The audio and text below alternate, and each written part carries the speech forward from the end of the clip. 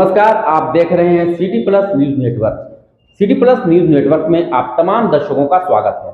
गया जी की ऐतिहासिक धरती पर देश के यशस्वी एवं जनप्रिय प्रधानमंत्री नरेंद्र मोदी ने विराट जनसभा को संबोधित करते हुए लगभग 13,000 करोड़ की विकास परियोजनाओं का लोकार्पण एवं शिलान्यास कर गया जी सहित संपूर्ण बिहार को विकास की नई सौगात दी।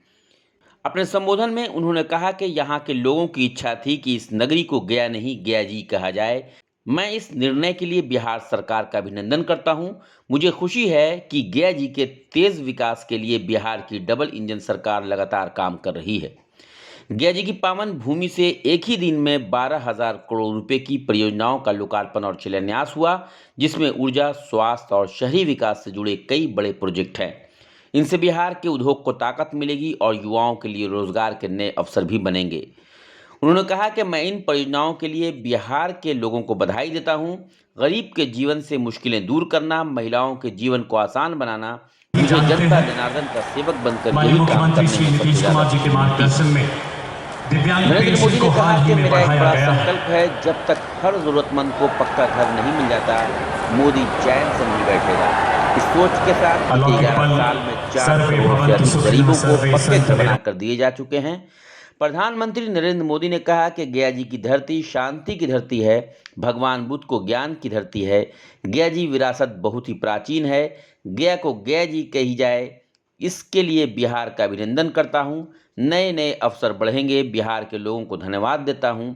बिहार के लोगों को कैंसर के इलाज के लिए सुविधाएं मिल गई हैं, पक्के घर बना के दे दिए गए हैं, 38 लाख आवास बनाए गए हैं। उन्होंने कहा कि ऑपरेशन सिंदूर ने भारत की रक्षा नीति की नई लकीर खींच दी है। अब भारत में आतंकवादी भेजकर हम करा के कोई बच नहीं सकेगा। आतंकवादी चाहे पाताल में ही क्यों न छिप जाए, भारत की मिसाइलें उन्हें दफन करके ही रहेंगी। आपको याद होगा कि कांग्रेस के एक मुख्यमंत्री ने मंच से कह दिया था कि अपने राज्य में बिहार के लोगों को घुसने नहीं देंगे। बिहार के लोगों से कांग्रेस की इतनी नफरत को कोई भूल नहीं सकता। कांग्रेस का बिहार के लोगों के प्रति दुर्व्यवहार देखने के बावजूद भी यहां आरजेडी वाले सोए पड़े थे। उन्होंने कहा कि आप याद कीजिए, लालटेन राज में यह क्षेत्र लाल आतंक में जकड़ा हुआ था। माओवादियों की वजह से शाम के बाद कहीं आना जाना मुश्किल हो जाता था। गया जी जैसे शहर लालटेन राज में अंधेरे में डूबे रहते थे। हजारों गांव ऐसे थे जहां बिजली के खंभे तक नहीं पहुंचे थे। लालटेन राज ने पूरे बिहार के भविष्य को अंधेरे में ढकेल दिया था। उन्होंने कहा कि बीते वर्षों में पुरानी समस्याओं का समाधान तलाशे गए हैं और नई प्रगति के रास्ते बनाए गए हैं। आज कानून है, अगर किसी छोटे सरकारी कर्मचारी को 50 घंटे तक हिरासत में रखा जाए तो वो अपने आप निलंबित हो जाता है। लेकिन अगर कोई मुख्यमंत्री हैं, मंत्री हैं या प्रधानमंत्री हैं तो वह जेल में रहकर भी सत्ता का सुख पा सकता है। उन्होंने कहा कि हमने कुछ समय पहले ही देखा है कि कैसे जेल से ही फाइलों पर साइन किए जा रहे थे, जेल से ही सरकारी आदेश जारी किए जा रहे थे।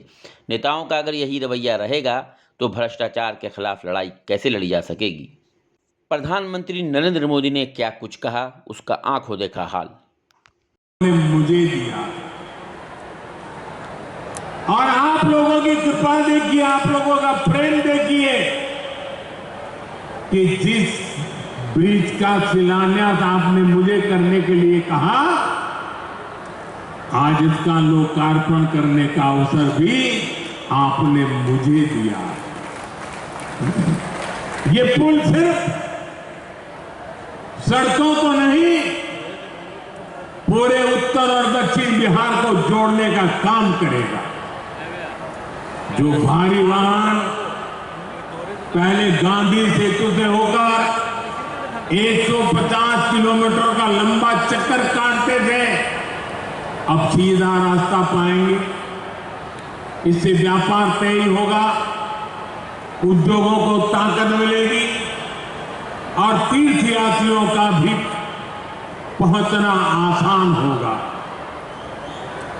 विकास के जिन प्रोजेक्ट की नींव एनडीए सरकार में रखी जाती है वो पूरा होकर रहेंगे, ये बात पक्की है।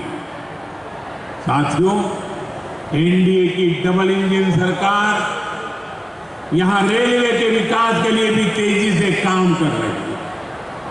अमृत भारत स्टेशन योजना के तहत गया जी रेलवे स्टेशन को आधुनिक बनाया जा रहा है।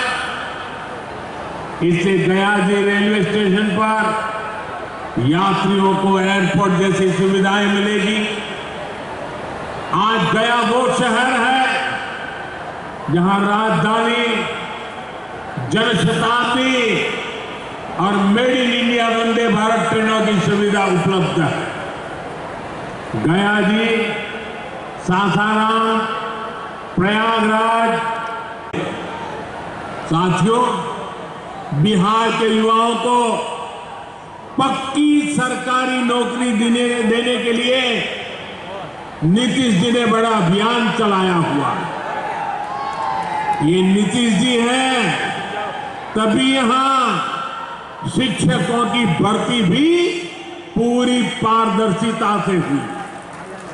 साथियों, यहां के नौजवानों को ज्यादा से ज्यादा संख्या में बिहार में ही रोजगार मिले,